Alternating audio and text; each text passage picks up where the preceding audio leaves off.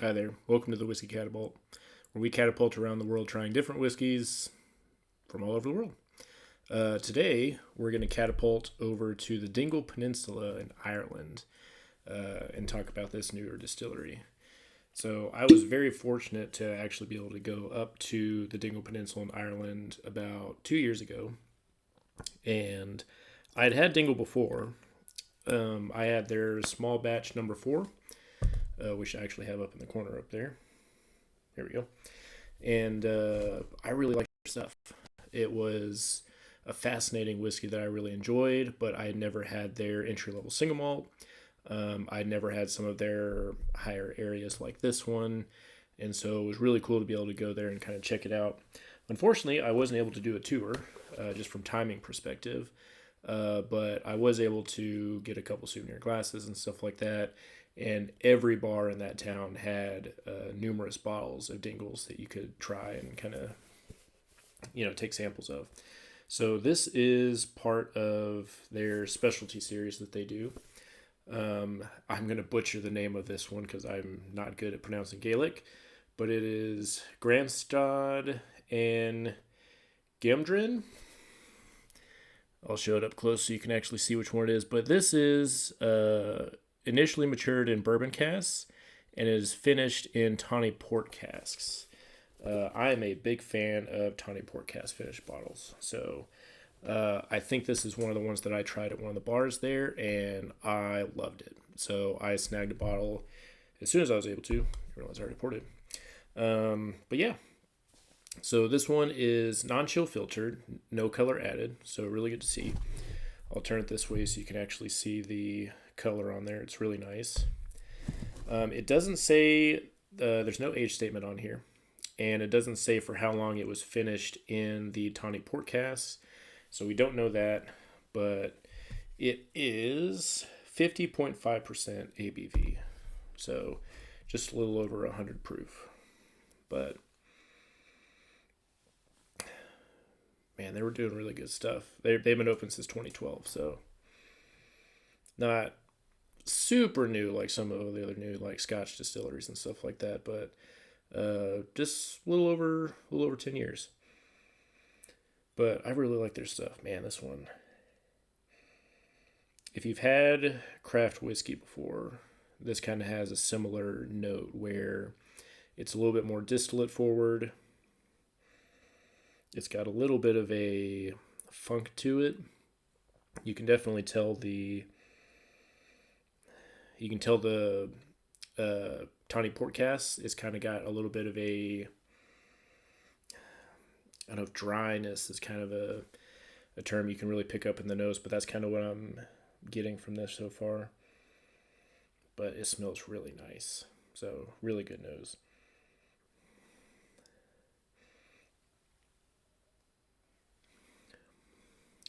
Mm. That is a burst of flavor. It is really juicy. Like, I'm salivating with it in my mouth. That is so much flavor. God, I love what they're doing. Sorry. They're making really good stuff. Um, but yeah, it is fruit, juice. You get that tawny port kind of kicking in, but you also still get a little bit of that bourbon barrel influence. There's a little bit of a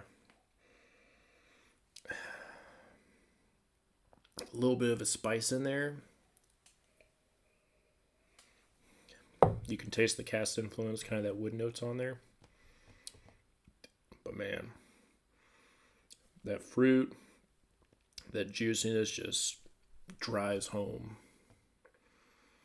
It's so freaking good. I love this one. This one's going to get a high mark, which is only the second video I'm doing, but you'll probably notice I'm not giving marks on this channel. This is going to be a kind of how I feel about the whiskey, whether if it's really bad, it's going to be a drain pour.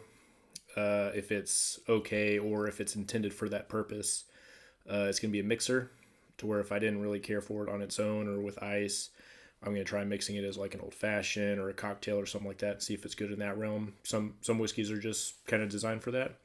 So it's not necessarily a bad thing, but there could be a nice high profile whiskey like this that turns into that too, because I don't like pouring money down the drain if I don't have to. Next one up from that is going to be I enjoyed the bottle, but I probably wouldn't rebuy it. That's probably in, try it category before we buy it. Then above that would be I would rebuy it.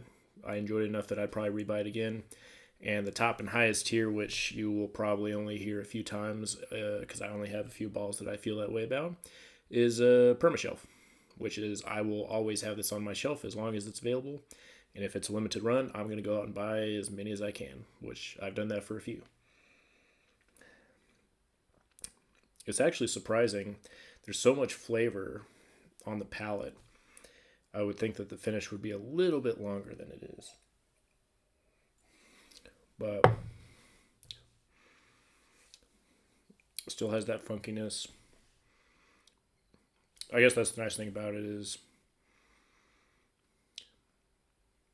with some whiskeys you do want a long finish, and this one is pretty good on the length. Like I could definitely,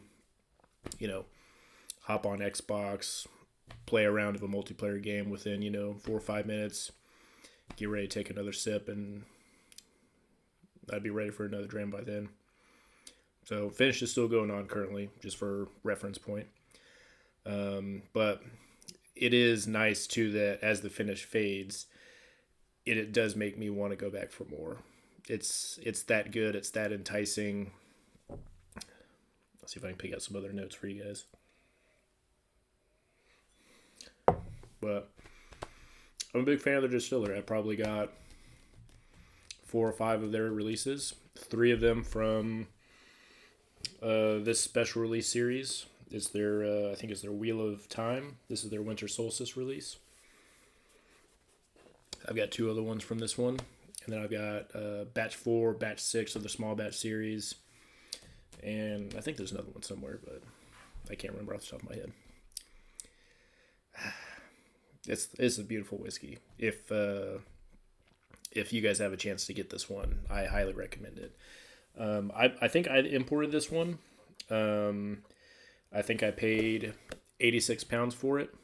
I don't think I had to pay shipping because the site I got it through, you spend enough, you get free shipping. But I have seen this one stateside, especially in my state. And it was, they had a rye cask finish one that was $100 US. And one like this, I don't think it was this one specifically, but it was, I think they were asking $125 for it. So with, 86 pounds, probably close to about $100, I'd pay between 100 and 120 for this, no problem. I think it's absolutely fantastic, especially if you like Tawny Port casks, finished whiskeys.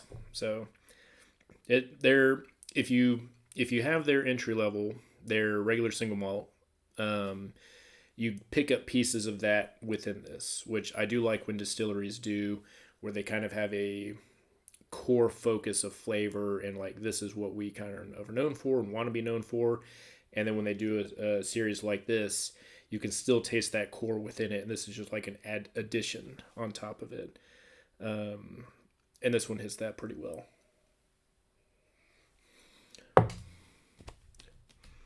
Yeah, so this is a ball that I really like. I would absolutely buy this one again if I see it around.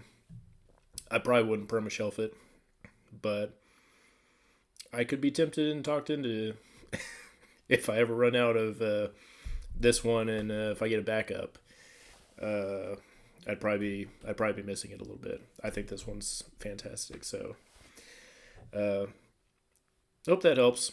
I really like this distillery. I think this one's interesting, and that's kind of my goal is to just have reviews exist out there and talk about whiskey. So, cheers, guys. Appreciate it.